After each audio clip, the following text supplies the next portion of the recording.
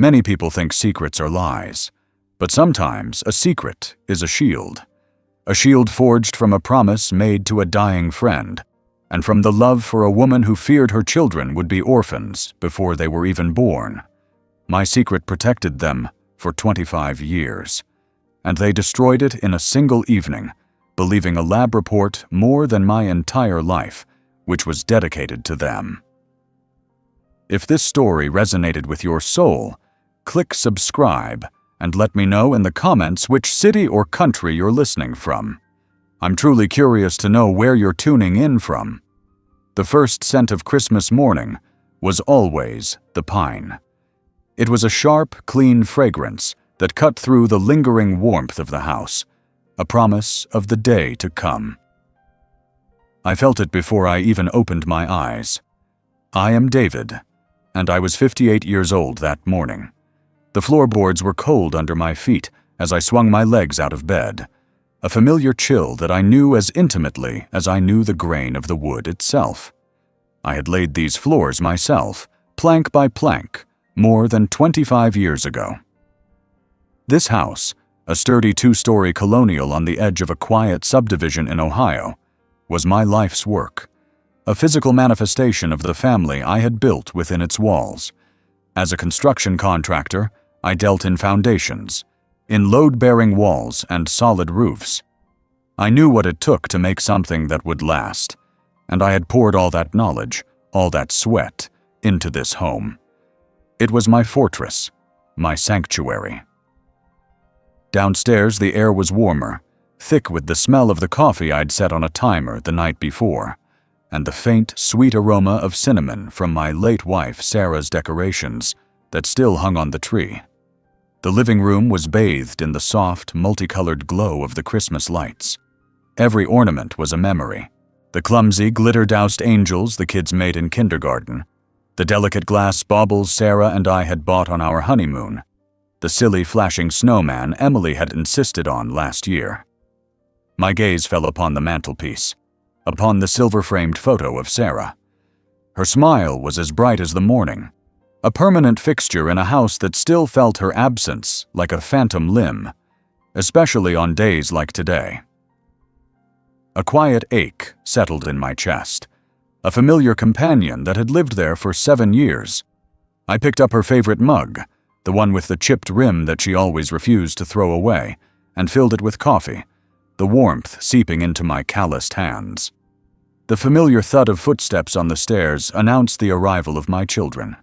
First came Mark, all 24 years of his restless energy, his hair a mess, a grin already on his face.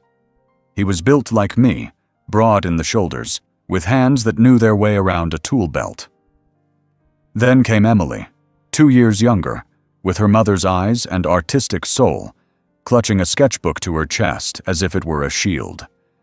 They were the twin pillars of my world, my greatest project, far more complex and rewarding than any building I had ever raised.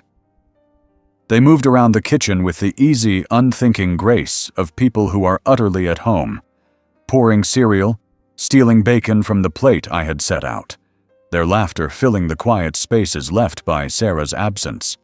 Seeing them together, happy and healthy under the roof I provided, was the only thing I had ever truly wanted. It was my success, my validation. We gathered in the living room, the floor a sea of colorful wrapping paper.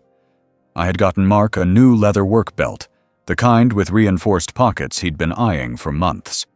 His eyes lit up with genuine appreciation as he tested the weight of it in his hands. For Emily, a professional set of charcoal pencils and a heavy stock sketchbook. She ran her fingers over the smooth paper with a reverence that I recognized from her mother. They knew me just as well. A thick woolen sweater to ward off the chill of on-site visits in January. A new biography of a famous architect. The gifts were perfect, thoughtful, and familiar. They were a testament to the life we had built, a life of knowing, of comfort, of unwavering stability. I settled back into my worn leather armchair, the new sweater soft against my skin, my chipped mug of coffee warming my hands. The fire crackled in the hearth. The quiet murmur of my children's voices as they compared their new things was the only soundtrack I needed. I looked around the room, at the tree, at the memories hanging from its branches, at the faces of the two people who were my entire reason for being. This was my world. It was solid. It was true. It was built on a foundation of love and hard work. And I, David, its architect and caretaker, believed it to be unshakable. The last of the wrapping paper lay in a colorful, rustling heap on the floor, and a comfortable quiet had settled over the living room. The air was warm, smelling of pine and the last of the bacon from breakfast. I was leaning back in my armchair, watching the fire dance behind the grate, a feeling of deep, uncomplicated contentment washing over me. It was in these simple moments that I felt the solidness of my life, the unshakable foundation of the family I had nurtured. Mark was examining the stitching on his new work belt, a look of professional approval on his face. Emily was carefully arranging her new charcoal pencils in a well-worn leather case, her movements precise and thoughtful. The scene was perfect, a snapshot of domestic peace I would have given anything to freeze in time. Then I saw the look pass between them. It was a quick, conspiratorial glance, followed by twin smiles that were both excited and a little bit nervous. Mark got up and reached behind the Christmas tree, pulling out one last gift. It had been hidden from view, and my heart gave a little lurch of surprise. It was a small rectangular box, impeccably wrapped in sleek silver paper with a single perfect white bow on top. It looked different from the other gifts, less like a present and more like a product, something you'd see in a minimalist technology store. Emily's eyes were shining with anticipation as Mark placed it in my hands with a certain theatrical reverence. It was surprisingly light. For a moment I just held it, a strange reluctance creeping over me. The easy contentment of a moment before had vanished, replaced by a faint, unnameable hum of anxiety. My fingers felt clumsy as I undid the bow and slid a finger under the edge of the paper. The children leaned forward, their faces alight with the pure, uncomplicated joy of giving a gift they were certain would be loved. I pulled the paper away to reveal a clean, white box. On the front, a stylized graphic of a double helix intertwined with a branching family tree that spread across a map of the world. The text was simple, written in a clean, sans serif font. Heritage and Ancestry DNA Kit. Discover your story. My mind didn't immediately process the words. I saw vials, long cotton swabs in sterile packaging, and a prepaid return mailer through a small plastic window on the box.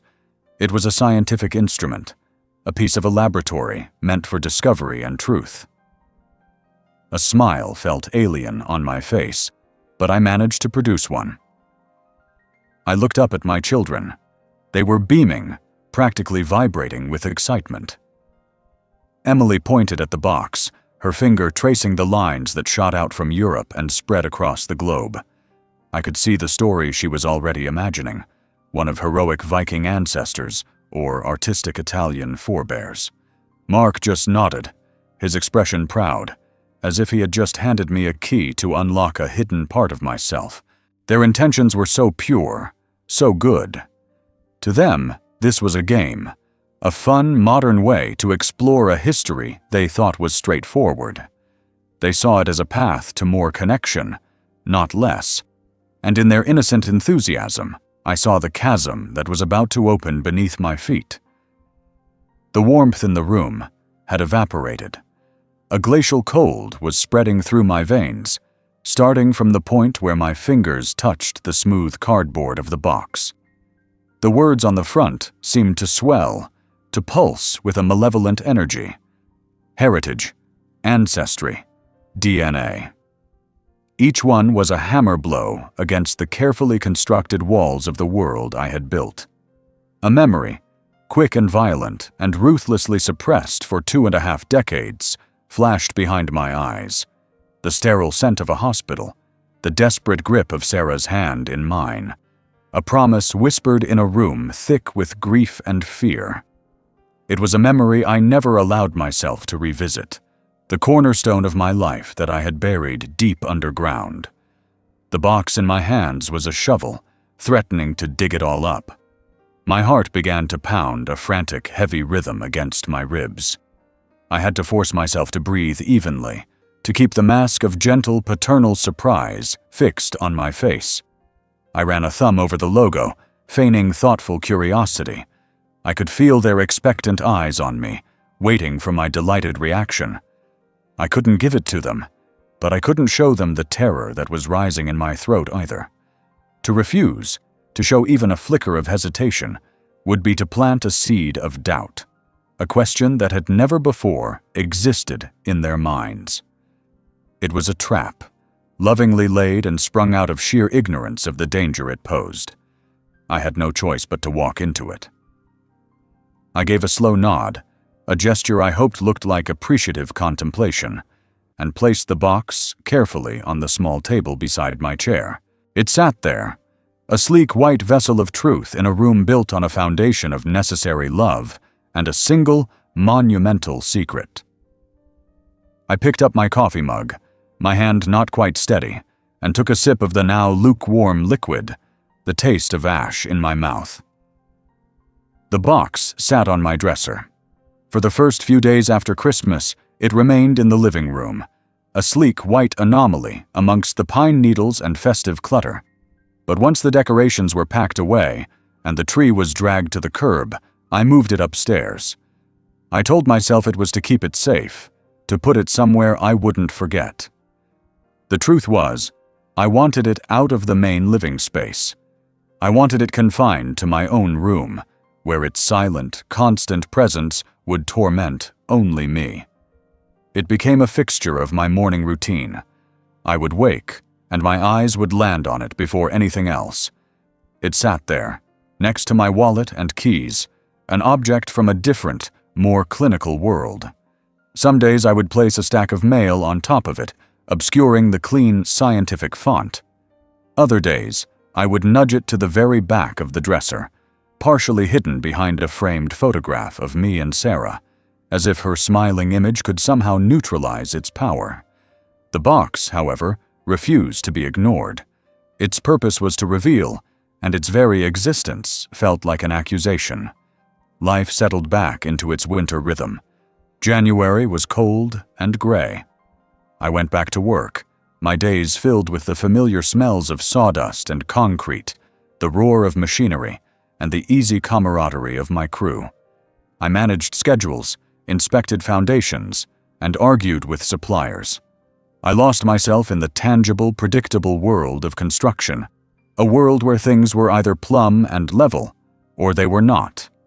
It was a relief to deal in the certainties of blueprints and building codes, yet the unease followed me home each evening. It was a low hum of anxiety beneath the surface of my thoughts, a constant awareness of the unopened kit waiting in my bedroom. I would find myself staring into space while reviewing invoices, my mind snagged on the image of that box. The piece I had so carefully constructed over 25 years had been compromised. A fault line had appeared in my foundation, and I was terrified that the slightest tremor would bring the whole structure of my life crashing down. The children's curiosity did not wane. It was a gentle but persistent pressure, a rising tide against the sea wall of my secrecy.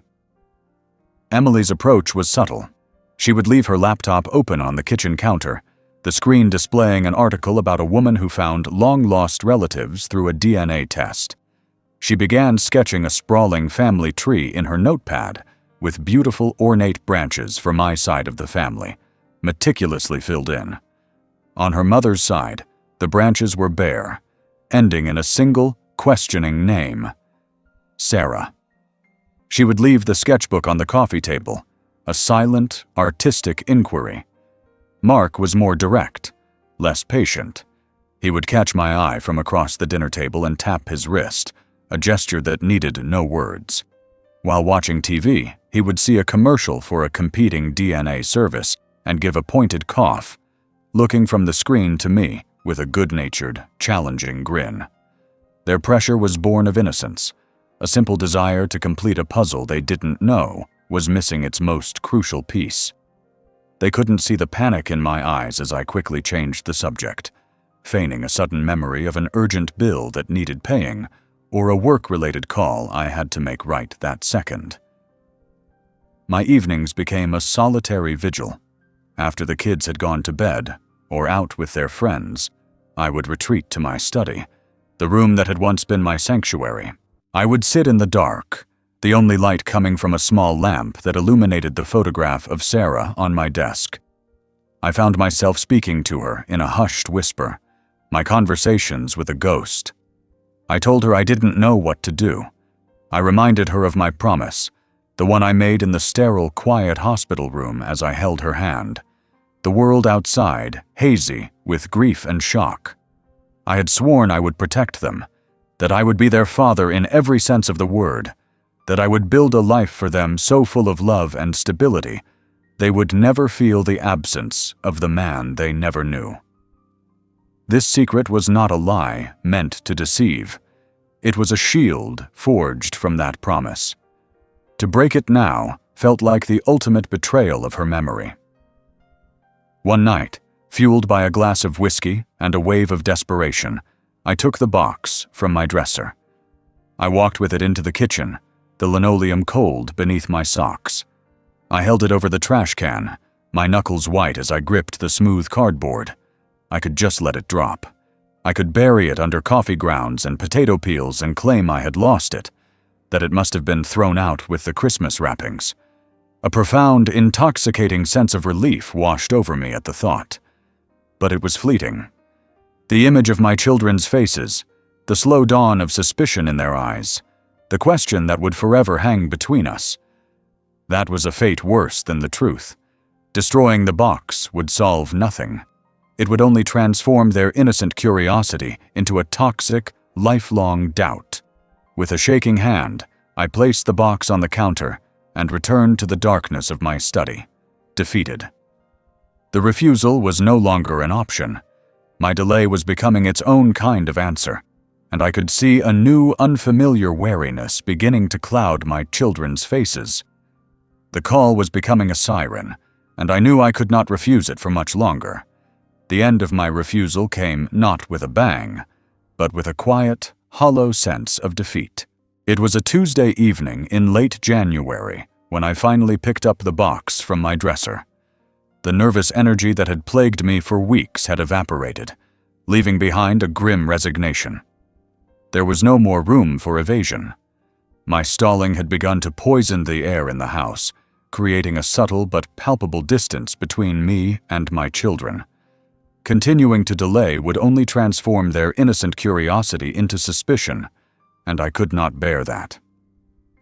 The time for hiding was over. I carried the small white box into the bathroom and closed the door, the click of the lock sounding unnaturally loud in the silent house. Under the harsh fluorescent light, the kit looked even more clinical. I broke the sterile seal and followed the printed instructions with the detached precision of a man assembling a piece of furniture. The plastic of the vials was cool and smooth against my fingertips. I ran the long cotton swab against the inside of my cheek, the sensation both mundane and monumental. It was a simple physical act, yet it felt like a confession, a final surrender. I sealed the swab inside the vial, the small click echoing the closing of a chapter of my life. I placed the vial into the biohazard bag, then into the prepaid return envelope. I wrote my name and address on the required lines, my own handwriting looking foreign and strange. I was packaging a piece of myself, a biological truth that would dismantle a lifetime of emotional truth, and sending it off to a stranger in a lab coat hundreds of miles away. The next morning, on my way to a job site, I stopped at a blue United States Postal Service collection box. I held the envelope in my hand for a long moment, the winter air biting at my skin. It felt weightless, impossibly light for the cataclysmic potential it contained. Then, I let it go. The metallic clang as it dropped into the darkness of the box was the most definitive sound I had ever heard. It was the sound of a door slamming shut on the world I knew. The weeks that followed were a form of limbo. I was a ghost in my own home, a man living on borrowed time. A strange calm settled over me, the calm that follows a decision from which there is no return. I went to work. I ate dinner with my children. I read the newspaper, but none of it felt real. I was merely going through the motions. A part of my mind was constantly elsewhere, tracking the journey of that small envelope, imagining it arriving at a sterile facility, its contents being analyzed by a machine that dealt only in absolutes, in genetic markers that knew nothing of love, sacrifice, or promises made to a dying woman. The tension in the house shifted. Mark and Emily, knowing I had finally sent the test, were now in a state of cheerful anticipation. They would talk about potential long-lost cousins, or joke about discovering we were secretly of royal descent. Their playful chatter was like listening to a foreign language. I would offer a weak smile, a non-committal nod, my mind 1,000 miles away. I could no longer meet their eyes for more than a few seconds, terrified they would see the fear I was trying so desperately to conceal. I felt like a fraud, a stranger sitting at the head of their table. The email arrived on a Thursday. It was just after dinner, and I was in my study looking over a set of blueprints for a new housing development. The ping from my laptop was innocuous, just another email in a sea of work-related correspondence. But I saw the sender in the notification banner, Heritage and Ancestry. The subject line was simple: "Your results are in." The world seemed to stop. The hum of the refrigerator from the kitchen, the distant sound of the television, the scent of coffee. It all faded away. My breath caught in my chest. My hands, which could heft lumber and control powerful machinery with ease, began to tremble. I felt a cold sweat break out on my forehead. Mark must have seen the change in my expression as he walked past the doorway. His casual stroll turned into a purposeful stride toward my desk. His eyes followed my own to the laptop screen. His face broke into a wide grin. He called out to Emily. They gathered around me, their earlier excitement returning in a rush. I felt trapped, pinned between them and the glowing screen. I wanted to close the laptop, to throw it against the wall, to do anything to stop what was coming, but my body wouldn't obey. Mark took the mouse, his hand confident and sure. He clicked the link. The web page loaded, a colorful, welcoming interface of spinning globes and cheerful graphics. And then, the data appeared. Charts and percentages breaking down my supposed ancestry. And below that, a section for DNA relatives. And within that section, a single, declarative sentence of crisp, black text, scientifically certain and utterly devoid of emotion. I watched my children's faces in what felt like slow motion. I saw the initial flicker of confusion in Emily's eyes. She leaned closer to the screen, her brow furrowed. I saw Mark's triumphant grin falter, replaced by a look of utter disbelief.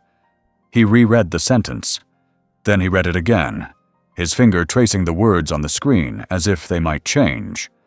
The silence in the room was absolute, a crushing weight. Then, slowly, two pairs of eyes lifted from the screen and fixed on me. The transformation was the most horrific thing I had ever witnessed. In the space of a single heartbeat, the faces of my beloved children became the faces of strangers. The love, the familiarity, the shared history that had lived in their eyes for over 2 decades was gone, extinguished as if it had never been. It was replaced by something cold, sharp, and ugly: betrayal. Emily's hand flew to her mouth, her eyes wide with a dawning horror. Tears began to stream down her face, but they were not tears of sorrow. They were tears of violation.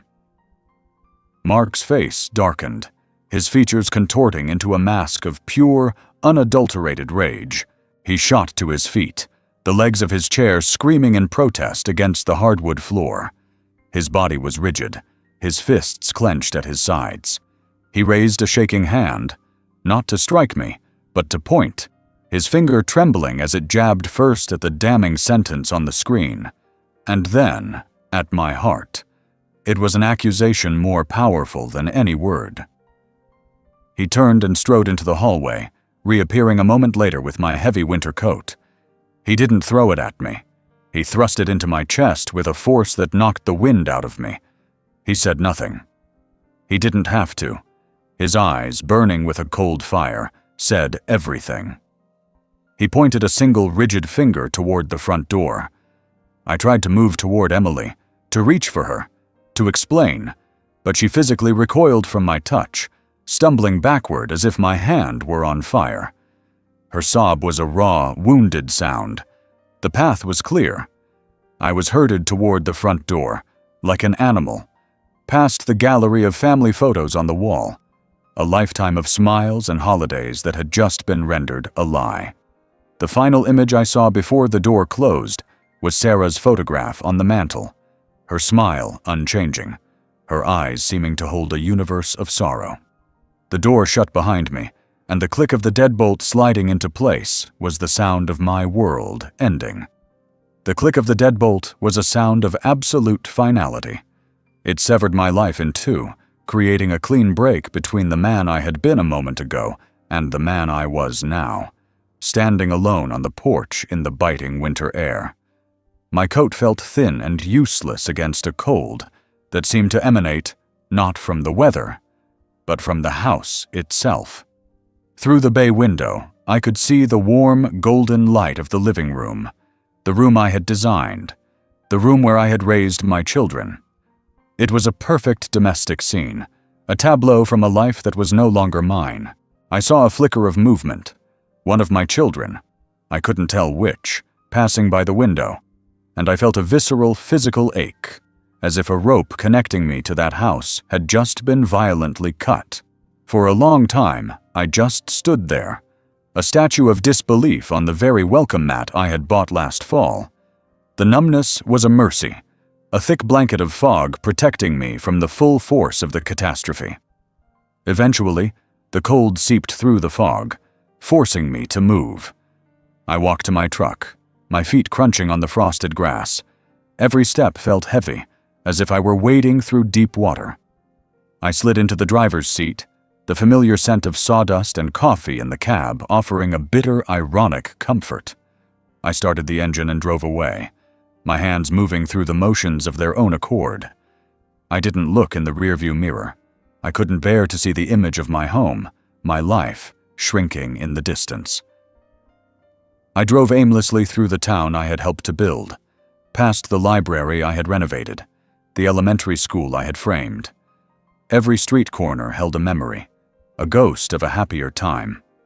There was the park where I taught Mark to ride a bike, the ice cream shop where I took Emily after her first ballet recital. The town that had always felt like an extension of my own home now felt like a foreign country, and I was a man without a passport. My children were my enemies now, their love and trust transformed into a burning, righteous anger. My only ally in the secret, Sarah, was a memory. I was completely and utterly alone. My journey ended at a place I had driven past 1,000 times, but never truly seen. A low-slung motel called the Starlight Inn, tucked away by the highway. Its neon sign was missing a T, flickering a sad pinkish glow against the dark sky. This was my new home. The room the clerk gave me was on the ground floor, facing the parking lot. The air inside was stale, a chemical cocktail of industrial cleaner and stale cigarette smoke. The carpet was a swirl of ugly faded browns and oranges. A single dim lamp cast long shadows across a lumpy bed, covered with a thin brown bedspread that felt like sandpaper. This room was the physical embodiment of my new life, transient, anonymous, and devoid of love or care. The thin walls offered no privacy. I could hear the drone of a television from the next room and the rumble of trucks barreling down the nearby highway. I sat on the edge of the stiff mattress, the springs groaning in protest.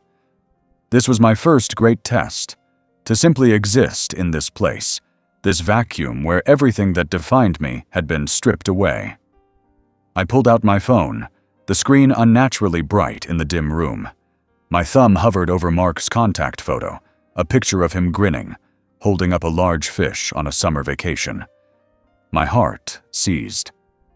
I pressed the call button. The phone rang once, twice, a third time, and then the clipped, impersonal sound of it being sent to voicemail.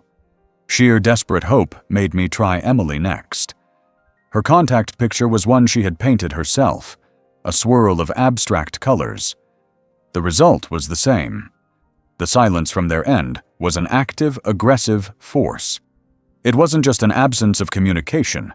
It was a deliberate wall, a clear and brutal message. I typed out a long, frantic text message, my thumbs flying across the screen, trying to explain 25 years of love and sacrifice in a few hundred characters. I wrote about Sarah, about my promise, about my love for them. I read it over, and it felt pathetic, a desperate plea from a guilty man. With a shaking hand, I deleted the entire message, letter by letter, until the screen was blank again. I leaned my head against the cold, greasy wall, the phone slipping from my grasp. The second test was to endure their silence, to accept that the two people I loved most in the world now hated me. The next few days blurred into a sleepless, gray fog. I didn't go to work. I couldn't.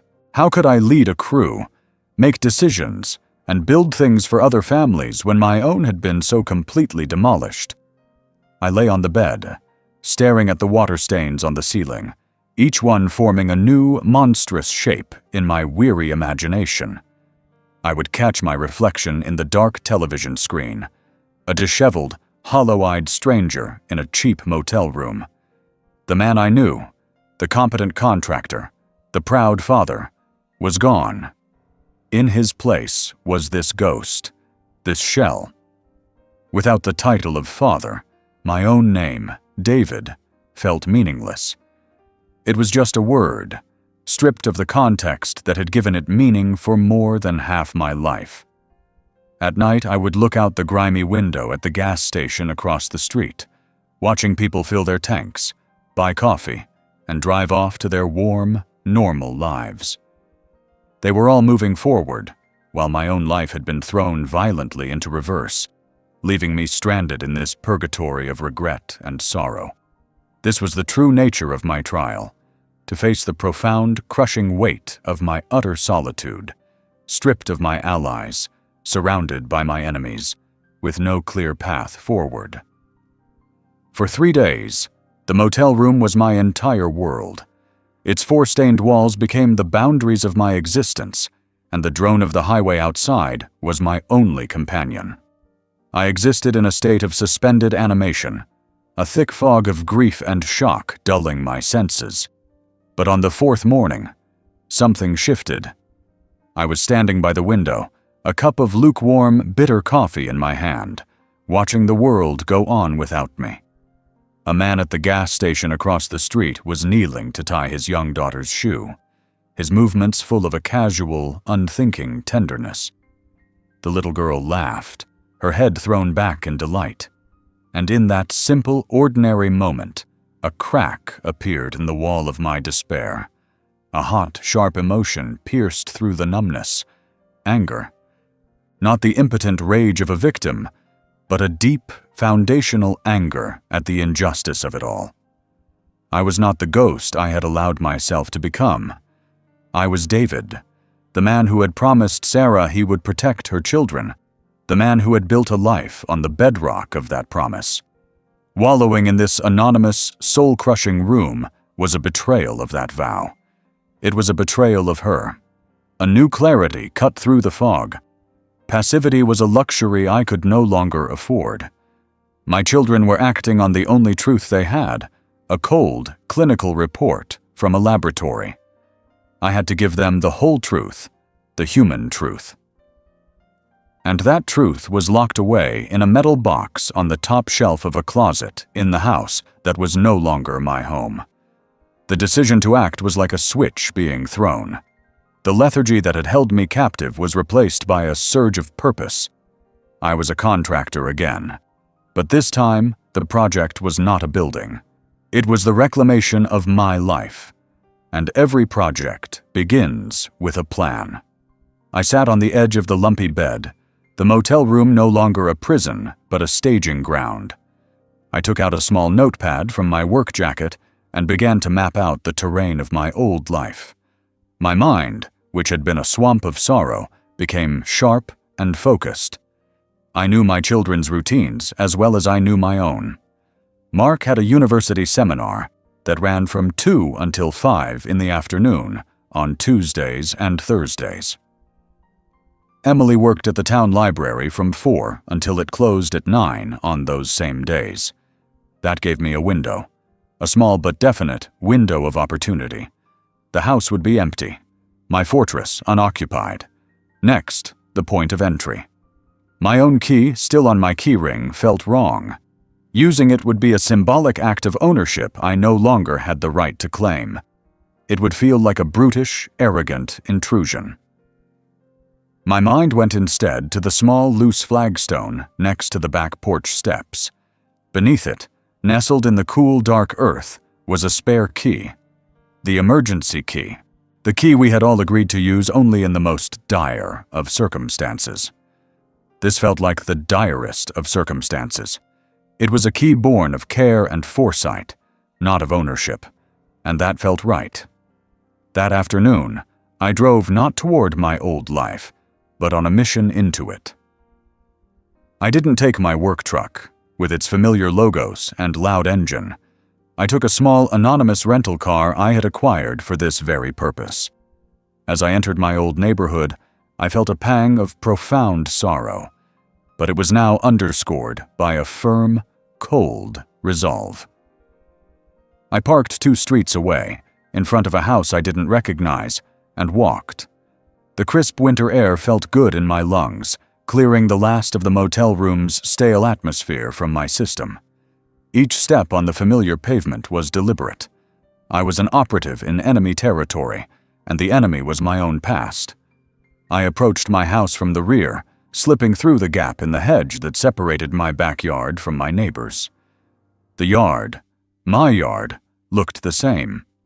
The sturdy oak tree from which a tire swing had once hung, the neat stack of firewood I had chopped in the fall, the rose bushes Sarah had planted that I still dutifully pruned every spring.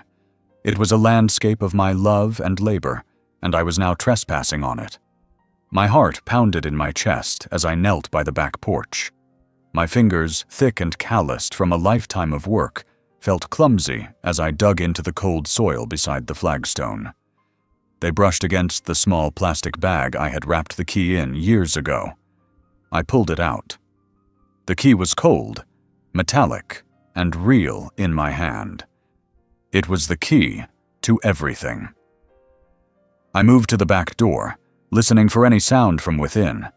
Hearing nothing but the quiet hum of the refrigerator, I slid the key into the lock. The tumblers turned with a well-oiled, familiar click. I eased the door open and slipped inside, closing it silently behind me. The house enveloped me. The scent of it, that unique blend of Emily's cinnamon tea, the laundry detergent we always used, the faint, pleasant smell of old wood and books, was a physical blow. For a moment, my resolve wavered, but the sight of a pair of Mark's muddy work boots by the door and a half-finished painting of Emily's on an easel in the corner reminded me of my purpose. This was their home now, and I was a ghost here. I moved through the downstairs with a stealth I didn't know I possessed, my work boots silent on the floors I knew so intimately. The inmost cave was not in the basement or a hidden safe. It was on the top shelf of the deep closet in the master bedroom, my bedroom. That closet was the heart of the house's memory, the place where Sarah had stored the things that mattered most. I climbed the stairs, each tread groaning under my weight with a sound that felt like a shout in the silent house. The bedroom door was ajar. Pushing it open, I saw the unmade bed, a sight of such normal domestic chaos that it almost broke me. I forced myself to look away, to focus on the closet. Inside, behind my own hanging shirts and Sarah's old winter coats that I could never bring myself to give away, was the metal box. It was an old olive-green footlocker, heavy and solid. I pulled it down, the weight of it familiar and grounding. I held it in my hands, its cool, dusty surface a tangible link to the past, to the truth. This was not just a box of papers. It was the story of who we were. It was my shield, my evidence, my hope.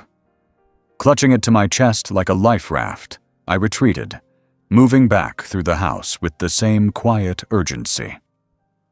I locked the door, replaced the key under the stone, and walked away, not looking back.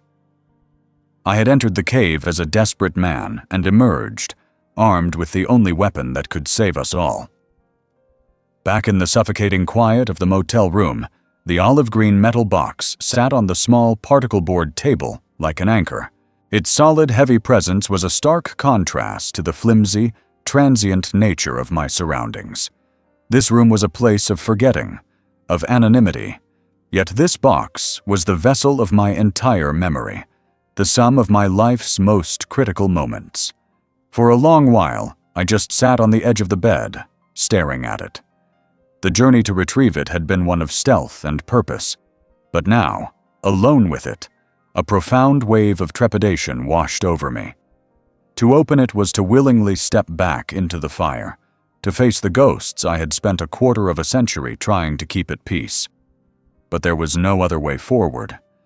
With a deep, steadying breath, I moved to the table, my hands hovering over the two rusty latches. I flipped them open. They made a loud, metallic snap that echoed in the silent room. I lifted the lid, and the past came rushing out in a musty, papery scent, the smell of a life that had been sealed away from the light. The first things I saw were the photographs, loose and scattered on top. My hands trembled slightly as I picked them up. There we were, 3 of us, impossibly young, squinting in the summer sun on the shore of Lake Erie. Me, Sarah, and Paul. Paul, my best friend since we were kids, had his arm slung easily around my shoulder, a wide, confident grin on his face. He was the kind of person who seemed to burn brighter than everyone else. In another photo, he and I were covered in grease, triumphantly leaning against the hood of the broken-down Mustang we had spent an entire summer rebuilding. There was an easy camaraderie in those pictures, a testament to a friendship forged in shared dreams and youthful invincibility. Then there were the photos of Paul and Sarah. In every single one, the space between them was electric. The way he looked at her was with a kind of gentle, wondering reverence. The way she leaned her head on his shoulder was with a sense of absolute belonging. Of home, I felt a familiar, bittersweet pang, not of jealousy, but of a deep, abiding warmth. Theirs was a perfect love story, and I had been its most privileged and ardent supporter. Beneath the photographs was a thick manila envelope, its corners softened with age. I slid its contents out onto the table. Official documents, stark and formal. The first was Sarah's certificate of adoption. I remembered the stories she told me, the quiet ache she always carried of not knowing her origins, the feeling of being untethered. It was that feeling I knew that had fueled her fierce, passionate desire to build a family of her own that was rooted in unshakable certainty and love. And then, the birth certificates for Mark and Emily. Twins, born on the same day, minutes apart. I stared at the documents, my finger tracing my own name, David Miller, printed in neat typewritten letters under the heading Father.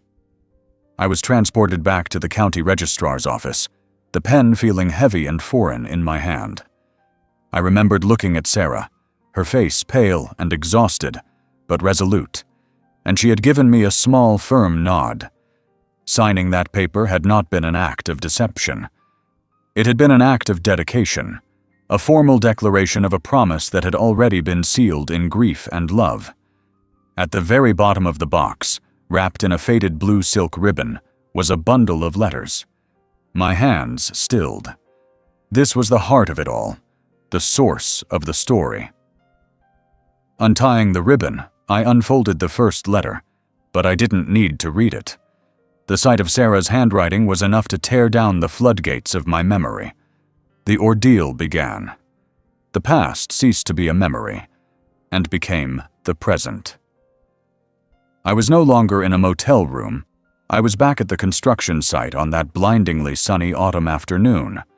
The sudden chaotic shouting, the sickening sound of metal giving way, the scramble of men running, the awful, dawning realization as I saw the twisted wreckage and knew Paul had been working on that section of scaffolding. Then the ambulance, its siren a scream that ripped a hole in the sky. The hospital was a blur of antiseptic smells and hushed, fearful whispers. Seeing Paul in that bed, broken and diminished, yet with his spirit still flickering in his eyes. Seeing Sarah, 8 months pregnant, her face a white mask of terror, her hands protectively cradling her belly, as if she could shield her unborn children from the horror that was unfolding. The clearest memory, the one that seared itself onto my soul, was when I was left alone with him. The rhythmic beeping of the machines was the only sound. Paul's hand, so strong and capable, was now weak in mine, but his grip was insistent.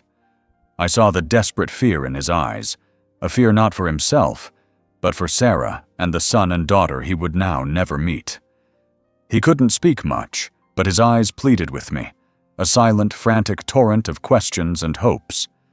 I saw his whole life, his whole future, being entrusted to me in that desperate, silent gaze.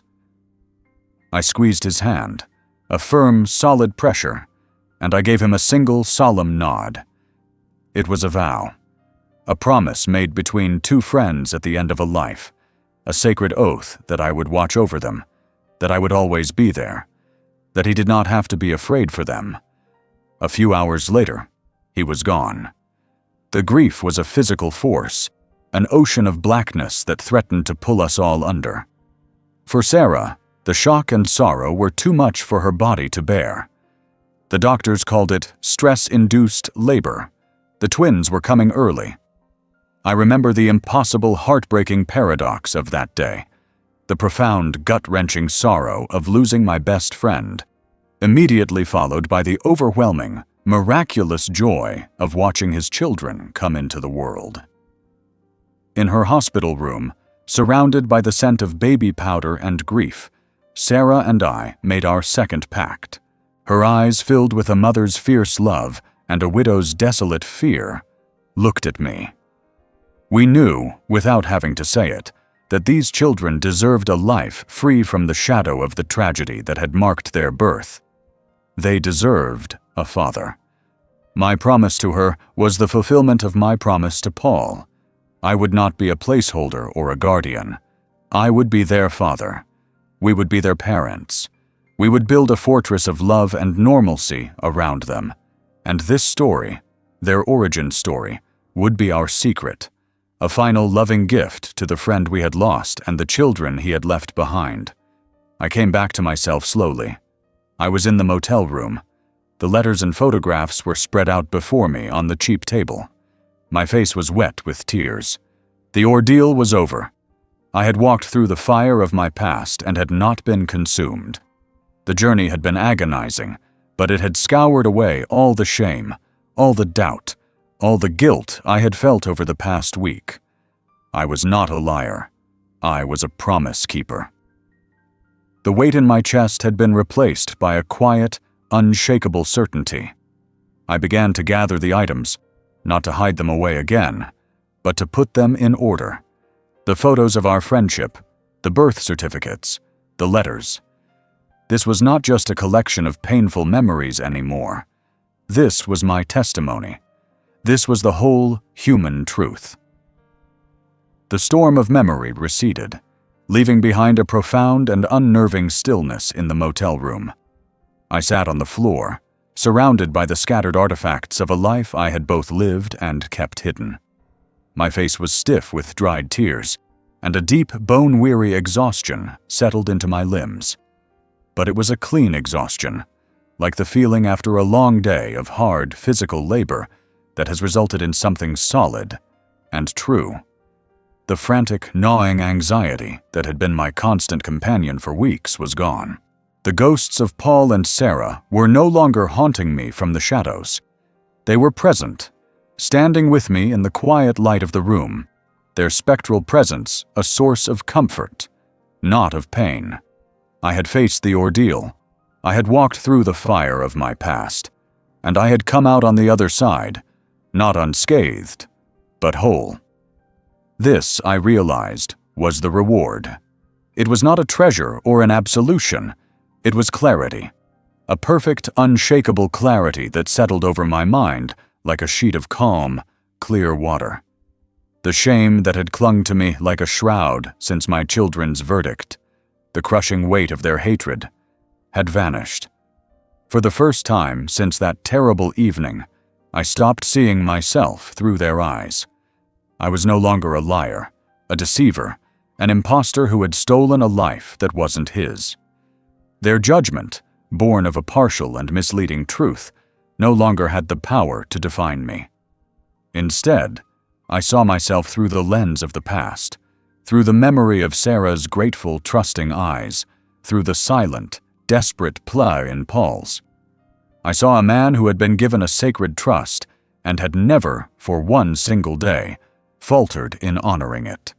My entire identity, which had felt so fragile, so utterly shattered, began to reassemble itself on a new, stronger foundation. The 0% probability on that lab report was a fact, a cold, sterile piece of data. But it was not the truth. The truth was in the 2.5 decades of unceasing, unconditional love and labor.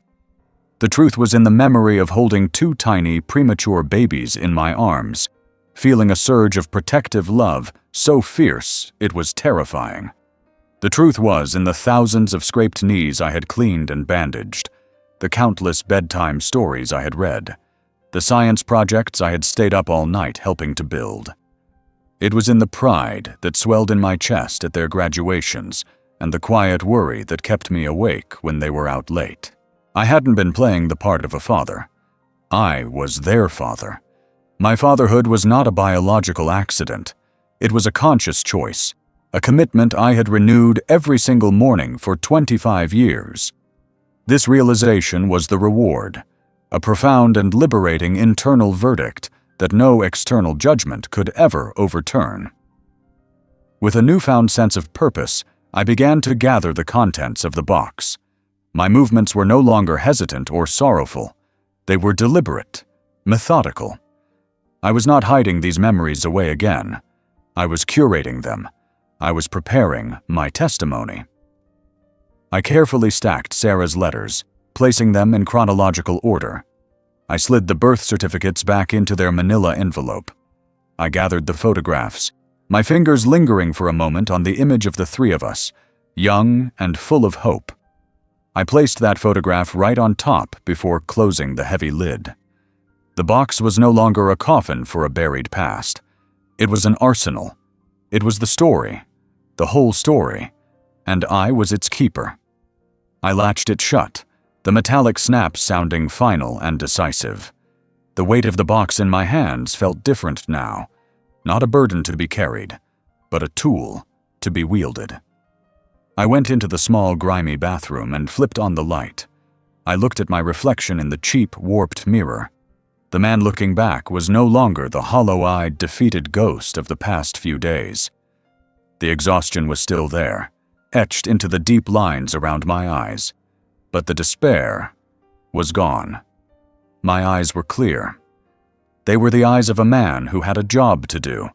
A sense of the old David, the contractor who could solve problems and build things to last, surged through me.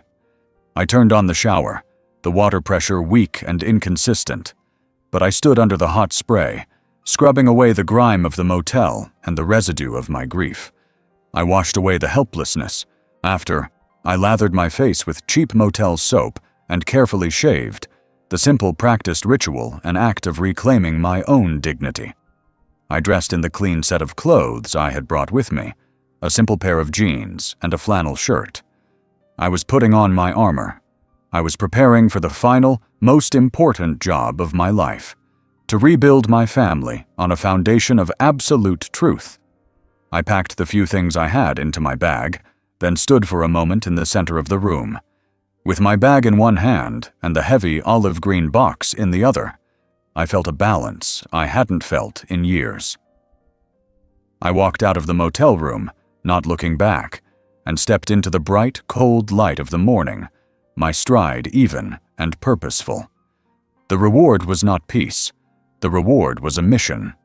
The air outside the motel was crisp and clean, and the morning sun felt warm on my face. It was the same world I had hidden from for days, but my relationship to it had fundamentally changed. It no longer felt alien or hostile. The world had not changed. I had. I walked to the front office, the metal box in one hand, my overnight bag in the other. I didn't look at the clerk as I dropped the plastic keycard on the counter. The small act of final, definitive severing of ties with my life in exile. I was done with the shadows. I was done with being a ghost. Pushing through the glass doors and back into the sunlight felt like a resurrection. My truck was where I had left it, coated in a thin layer of morning dew. I unlocked the passenger side door first and carefully placed the olive green box on the seat beside me. It looked like a soldier's footlocker from a forgotten war, and in a way, it was. It held the history of a long, quiet battle I had fought every day for 25 years. It was my witness, my evidence, my entire case. It felt right having it there next to me, a solid, tangible presence on the journey ahead. I settled into the driver's seat, the familiar contours of the worn leather a small, grounding comfort. I turned the key, and the engine rumbled to life with a reassuring roar. I was no longer a man adrift. I was a man with a destination. The road back was a journey through a landscape transformed. I drove the same route that had been my path of shame just a few days prior. But now I saw it with new eyes. The highway that had seemed so menacing, with its roaring trucks symbolizing a world moving on without me, was now just a highway. The flow of traffic was simply the rhythm of a community going about its day, a rhythm I was about to rejoin. As I exited the highway and entered the streets of my own town, the landmarks that had previously twisted in my gut with a sense of loss now appeared as simple facts of a life I had lived.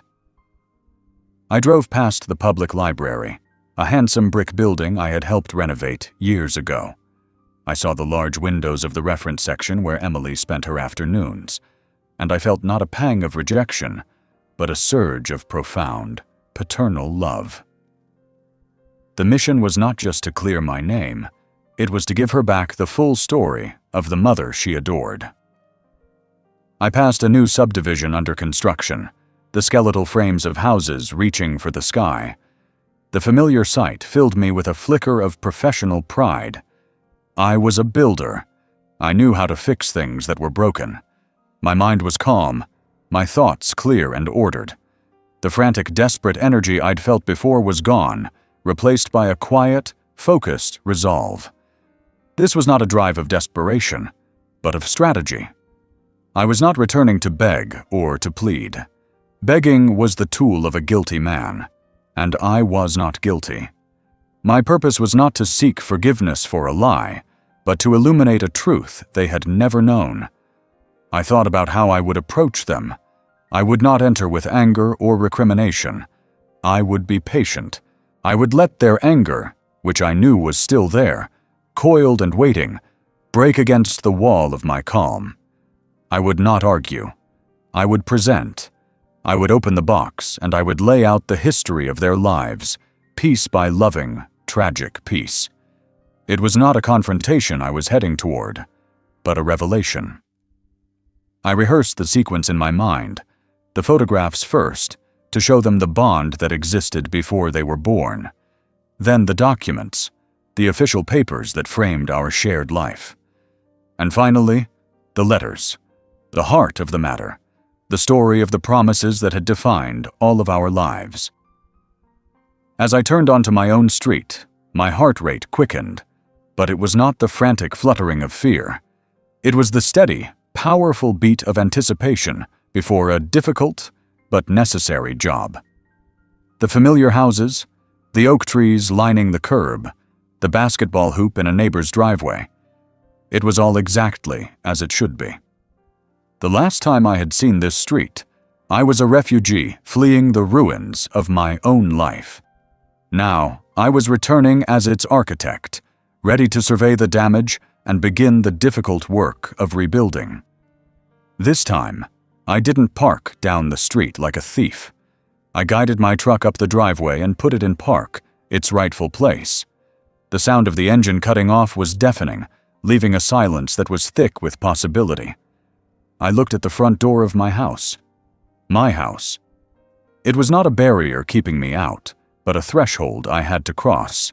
It was the final step on this road back. I took a long, slow breath, my hands steady on the steering wheel. Then I reached over, my fingers closing around the cold metal handle of the box. Its weight was a comfort, a solid, undeniable truth. I sat there for another minute, gathering the quiet certainty I had earned in the darkness of the last few days. Then I opened the door and stepped out to face my children. I stood on the porch for a long moment, the weight of the metal box a grounding force in my hand. Then I moved. I did not knock. I did not ring the bell. This was not a house where I was a guest seeking entry. With a steady hand, I slid my own key into the lock. It turned with a familiar, satisfying click. I pushed the door open and stepped inside, into the heart of the life I had built, a life that now considered me its greatest enemy.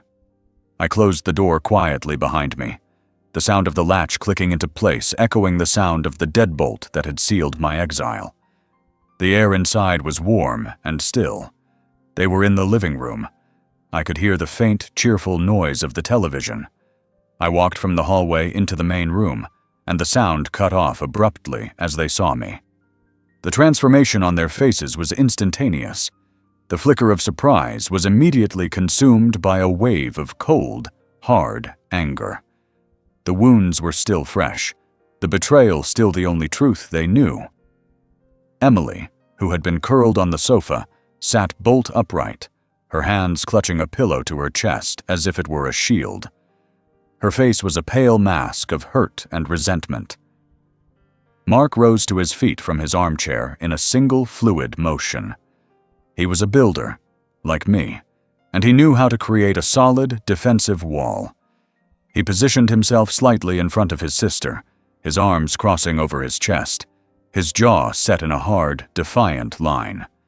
His eyes, burning with a cold fire, were fixed on me. A silent, unwavering challenge. He was the guardian of this house now, and I was the intruder. I met his glare, but I offered no hostility in return. My own face was a calm, neutral canvas. My quietness, my refusal to engage with their anger, was a shield they did not know how to penetrate.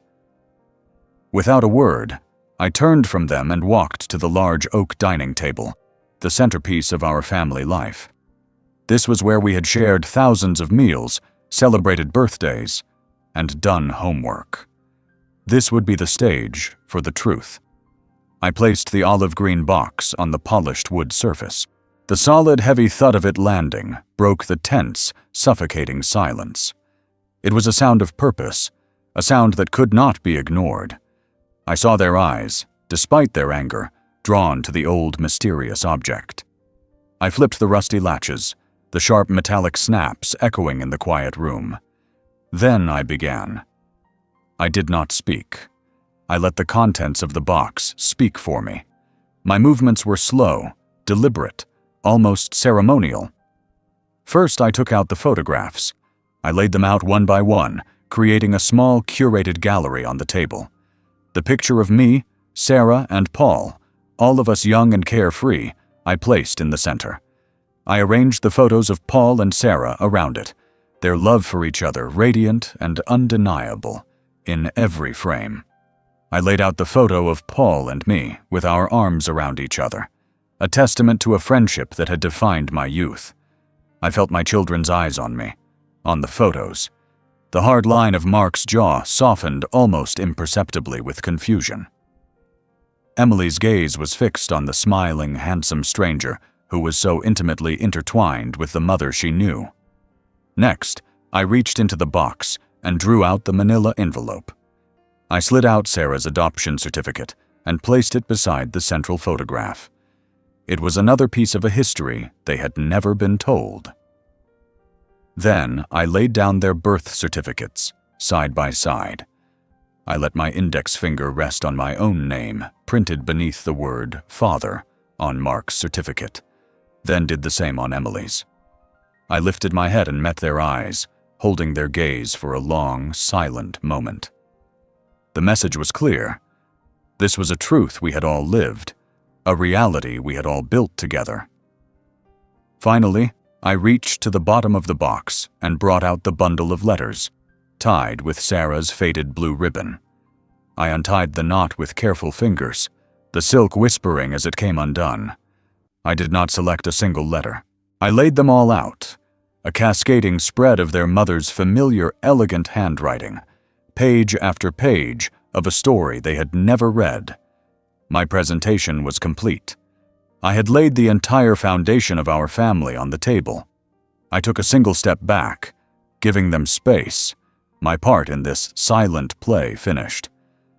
The spell of their anger was broken, replaced by a disorienting, unwilling curiosity. For a long moment, nobody moved. Then Emily slowly rose from the sofa. She approached the table with hesitant, tentative steps, as if it were surrounded by a dangerous, invisible field. Mark watched her, his protective stance wavering as he saw the conflict on her face. Her hand, trembling slightly, reached out not for a letter, but for the central photograph. She picked it up, her thumb gently stroking the image of her mother's young, happy face. Her eyes darted from Paul's smiling face to my own. I saw the question forming in her mind, a question she had no words for. Then her gaze fell upon the letters. She picked one up, her eyes scanning the familiar script. I watched her face, searching for the moment. It came with a sudden, sharp intake of breath. Her free hand flew to her mouth, her eyes widening in shock. She had read something, a name or a phrase that had shattered her reality. The photograph slipped from her other hand, landing softly on the table. That was the moment that finally broke Mark's rigid defiance. He moved to his sister's side, his expression of anger now replaced with alarm and a dawning uncertainty. He looked down at the tableau spread before him, the stranger who was in every old photo, the official documents that hinted at a deeper story, the sheer volume of his mother's secret correspondence. He picked up the photograph his sister had dropped. He stared at it, his eyes tracing the faces of the three friends, a silent question roaring in the space between us. The anger had been a solid, impenetrable wall. Now I could see cracks forming in it, as a new, terrifying, and world-altering truth began to seep through.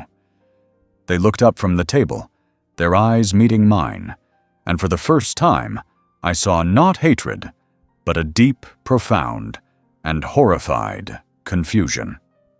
My resurrection was the sight of the truth finally beginning its own. I remained standing by the doorway, a silent spectator to the demolition of a world. The dining table, laden with the artifacts of our true history, had become the epicenter of the blast, and my children were at its very heart, reeling from the aftershock. The air in the room was thick with unspoken questions, with the ghosts of a past they were only just beginning to comprehend. Their anger, which had been a solid, roaring fire, had been extinguished by the shocking flood of truth, leaving behind a cold, bewildering landscape of confusion. The elixir, the pure, painful, and complicated truth, had been delivered. Now I could only watch as it did its work. Emily was the first to succumb. Her body, which had been so rigid with resentment, seemed to lose its strength. She sank into one of the dining chairs, her movement slow and unsteady, as if she were suddenly years older. Her eyes, wide and luminous with unshed tears, were fixed on the central photograph of the three young, smiling friends. Her hand, trembling, reached out and picked up one of her mother's letters. It was not one of the first, but one from near the end, the handwriting a little less steady. I knew the contents of that letter by heart. It was where Sarah wrote about her fears for the future, and about the unwavering solace she found in the promise I had made to her and to Paul. I watched as Emily's eyes scanned the page. I saw the subtle shift in her expression as the words began to rearrange the entire narrative of her life. Her gaze would flicker from the letter in her hands to the smiling face of the handsome stranger in the photograph, and then, hesitantly, up to my own face. She was connecting the dots, seeing the lines of love, tragedy, and sacrifice that had been invisible to her just minutes before. The tears that had been welling in her eyes finally began to fall, silent and steady. These were not the hot, angry tears of betrayal she had shed before. These were tears of a profound, foundational grief, a mourning for the father she never knew she had lost, and for the father she had just wounded so deeply. Mark remained standing, his posture a testament to a pride that was fighting a losing war with reality. He was the pragmatist, the one who dealt in hard facts, and the facts spread before him were undeniable, yet impossible. He did not reach for a letter. Instead, he picked up the official documents. First, his mother's adoption certificate, his brow furrowed in concentration. Then he picked up his own birth certificate, his thumb brushing over my name. He looked at it for a long, hard moment. I could almost hear the gears turning in his mind as he tried to reconcile the scientific fact of the DNA test with the legal and emotional fact of this document. His gaze then fell on the photograph of me and Paul, our arms slung around each other, two young men in our prime, invincible and unaware of the tragedy that lay ahead. He stared at Paul's face, truly seeing him for the first time, and in that moment, I saw the last vestiges of his anger finally crumble. It did not simply fade, it collapsed, leaving a gaping void that was immediately and violently filled with shame. The memory of his own actions, the screaming, the pointing finger, the act of throwing my coat at me, was now replaying in his mind. But this time, the context had been horrifically, irrevocably altered. The righteous anger he had felt was now revealed to be a terrible, ignorant cruelty. He sank into a chair opposite his sister, the movement not one of weariness but of utter defeat. He dropped his head into his hands, his broad shoulders shaking. The sounds that escaped him were ragged, choked sobs of a man suffocating under the weight of his own guilt. He was mourning, too, but he was also grappling with the shame of his own blindness, his own failure. In that moment, as I watched my two children break under the immense, crushing weight of the truth, I felt not a shred of triumph. I felt only a vast, aching sorrow for them, for the pain this revelation was causing, for the violent loss of the simple, easy world I had worked so hard to build for them. They were no longer looking at a liar. As their eyes, red-rimmed and full of a pain I recognized, occasionally lifted to meet my own, I saw a new, fragile, and terrified understanding. They were looking at the keeper of their mother's deepest secrets, the guardian of their true origin, a man who was a stranger, and yet the most familiar person in their world. They were seeing, for the first time, the full scale of the sacrifice that had been the foundation of their entire lives. The storm of their raw emotion eventually subsided, leaving behind a fragile, exhausted quiet in the room. The only sound was the soft rustle of paper as Emily, with trembling hands, began to fold one of the letters. She did it with a newfound reverence, a tenderness, as if the paper itself were sacred. Mark slowly lifted his head from his hands, his face pale and ravaged by shame. He couldn't look at me. He stared at his own hands on the table as if he didn't recognize them. The elixir had been a bitter, painful medicine, but it had cleansed the wound. The infection of their mistaken rage was gone, leaving only the clean, deep ache of the truth. After a long, silent minute that stretched into an eternity, Emily pushed her chair back. She stood up and took a slow, hesitant step toward me, then another. She stopped a few feet away, her body trembling, her face a heartbreaking canvas of grief and remorse. She lifted a hand, not to touch, but as a silent, questioning gesture. A plea. It was the first bridge across the chasm that had separated us. The return, with the elixir, was complete. The healing was just beginning. The room was a vacuum, emptied of anger, filled now only with the weight of a truth that was too vast to comprehend all at once. Emily stood before me, her hand outstretched in a silent, trembling plea.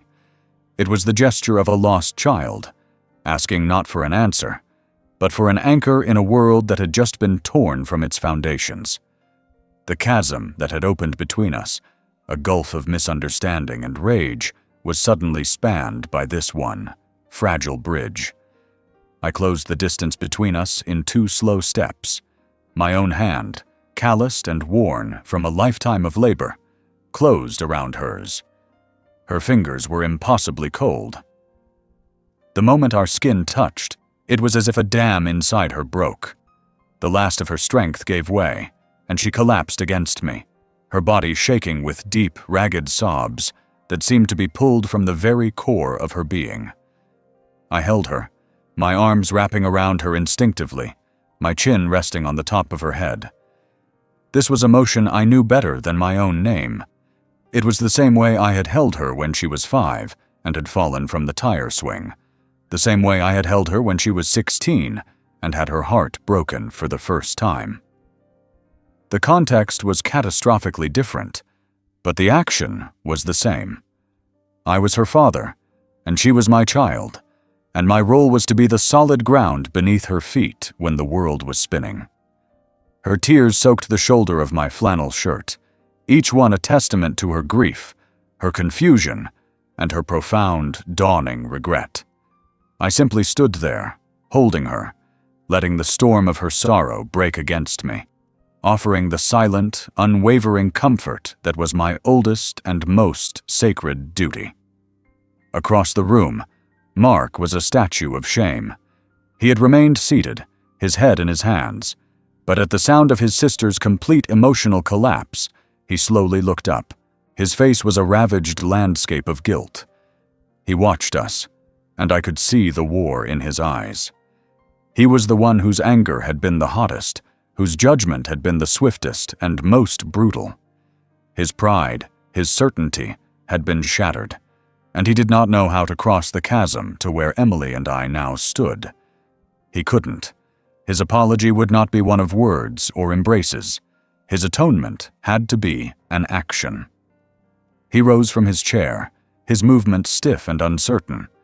He walked not towards me, but back to the dining table. With a reverence that was heartbreaking to witness, he began to gather the story. He carefully stacked his mother's letters, his hands, which I had taught to frame a wall and wield a hammer, now infinitely gentle. He gathered the photographs, his fingers pausing for a moment on the picture of Paul, his biological father, a man he was only just meeting in the form of a faded image. He placed every document, every photograph, back into the olive green box, closing the lid with a soft, final click. Then he turned and walked towards me, his eyes fixed on the floor. He stopped a few feet away and held the box out with both hands. It was not a rejection, but an offering, a transfer of trust. It was his silent admission that this story was too heavy for him to carry. It was his acknowledgement that I had been its rightful keeper all along.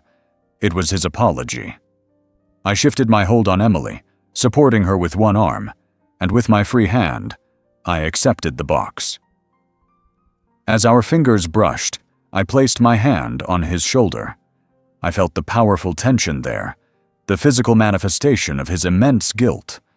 I gave his shoulder a firm, reassuring squeeze, a gesture of 1,000 meanings, of forgiveness, of shared sorrow, of understanding. He finally, briefly, met my eyes, and in their red-rimmed depths I saw the full, devastating weight of his remorse. The raw, violent peak of the emotional storm had passed, leaving an exhausted, fragile calm in its wake. The three of us could not stand in the hallway forever, suspended in this moment. A return to some form of life had to begin. I gently guided Emily toward the living room sofa, where she curled into a corner, pulling a familiar Afghan blanket around her shoulders. I placed the metal box back on the dining table, its role as evidence now complete. It was simply a box of memories again. I walked into the kitchen, the room feeling both familiar and strange. I filled the kettle with water and set it on the stove, the simple domestic act a small anchor in the churning sea of our collective emotion. The whistle of the steam a few minutes later was the first normal sound in the house, for what felt like an eternity. I found 3 mugs, automatically reaching for Sarah's old, chipped one for myself. As I prepared the tea, I saw Mark in the hallway. He was picking up my heavy winter coat from the floor where it had lain for days, a relic of my exile. He walked to the closet and hung it carefully on its hook, in its proper place. It was a small act of restoration, an unspoken invitation. Home. We did not sit at the dining table. We gathered in the living room, a space of comfort and shared memories. I handed a mug of tea to a still trembling Emily and placed one on the end table next to Mark. I sat in my old armchair. We drank in silence. It was not the tense, angry silence of before, nor the empty silence of my motel room. It was a shared silence, thick with everything that had happened and everything that was yet to be understood. It was the quiet of a family that had survived a hurricane, sitting together in the wreckage, finding a strange, exhausted solace in the simple fact of our shared presence. As the afternoon light began to fade, casting long shadows across the floor, a new, unspoken understanding began to settle in the room. The resolution was not in a dramatic exchange of forgiveness. It was here, in the quiet sharing of space, in Mark hanging up my coat, in Emily accepting a cup of tea from my hands. It was the silent, mutual acknowledgement that the foundation of our family had not been destroyed. It had been excavated, revealing a far more complex, tragic, and resilient structure than we had ever imagined. I was no longer an exile. I was a father, sitting in his home with his 2 children, holding the shattered pieces of our life together, ready to begin the slow, quiet work of building something new. The seasons had turned. The harsh, unforgiving grip of winter had finally loosened, giving way to the gentle, tentative warmth of a late April afternoon. The trees in the Old Town Cemetery were beginning to show the first blush of new green, and the air, for the first time in months, smelled of damp earth and the promise of life. We walked together along the winding gravel path, the 3 of us, our footsteps the only sound in the peaceful quiet. This was a new pilgrimage for us, a ritual born from the ashes of our old life. For years, I had made this journey alone, but now they walked beside me, not out of obligation, but out of a shared, unspoken need. We stopped before 2 headstones, resting side by side on a small grassy slope overlooking a quiet pond. One was familiar to them, the polished granite bearing the name of their mother, Sarah Miller. The other was new to their world, a simple weathered stone for a man they had never met, Paul Anderson. I watched as my children knelt, their movement synchronous and full of a quiet reverence. Emily carried a small hand-painted pot of violets, which she placed carefully in front of her mother's stone. Then she opened her bag and took out a single perfect white rose, which she laid gently at the base of Paul's.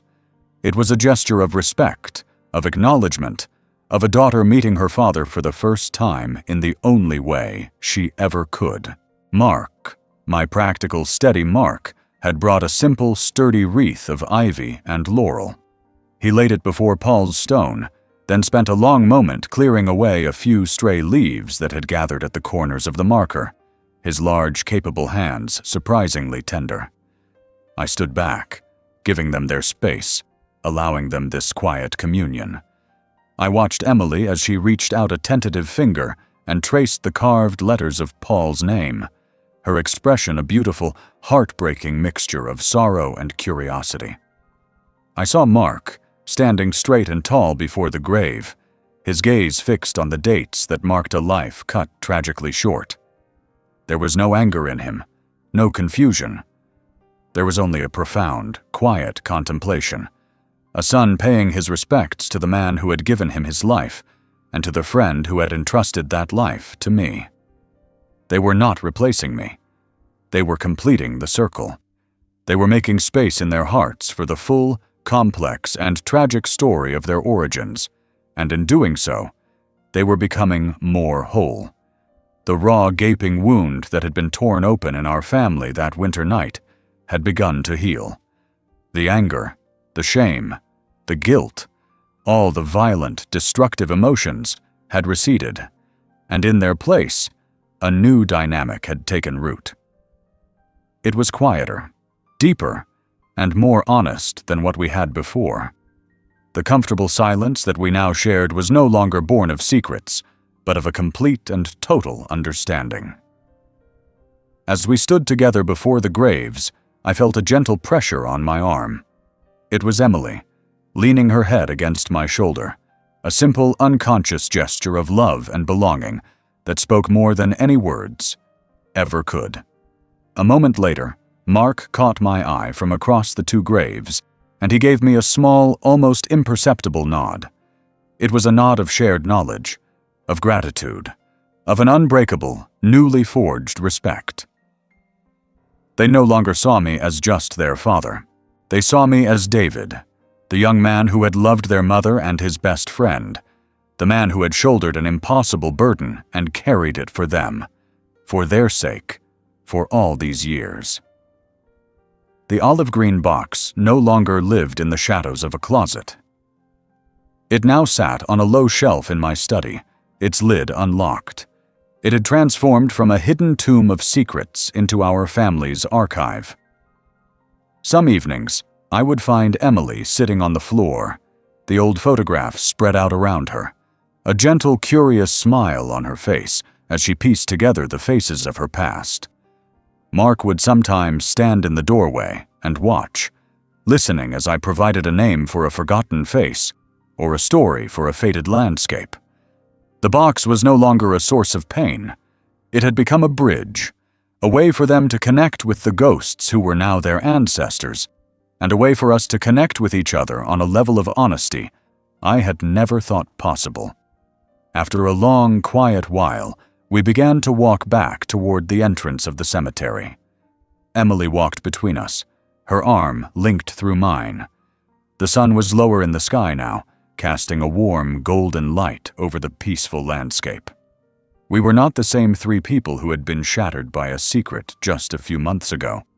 We had been broken, yes, but we had been rebuilt. The foundation of our family was no longer a simple slab of love and protection. It was now a far more complex structure, with deeper footings that acknowledged tragedy, sacrifice, and a friendship that had transcended life itself. It was stronger now. It had been tested by fire, and it had held. I unlocked the doors to my truck, and we climbed in. I took my place in the driver's seat, the familiar position of the family patriarch, but it felt different. I was still their guide, their protector, their father. But now, we were on this journey together, with a full and complete map of where we had come from. I looked at my daughter, and I saw Sarah's gentle eyes. I looked at my son, and I saw the strong line of Paul's jaw. And in them both, I saw a resilience, a capacity for forgiveness, and a depth of love that was all their own. I started the engine, and as we drove away from that quiet place of remembrance, I felt not sorrow, but a profound and lasting peace. We were moving forward, not away from our past, but with it, complete and whole at last.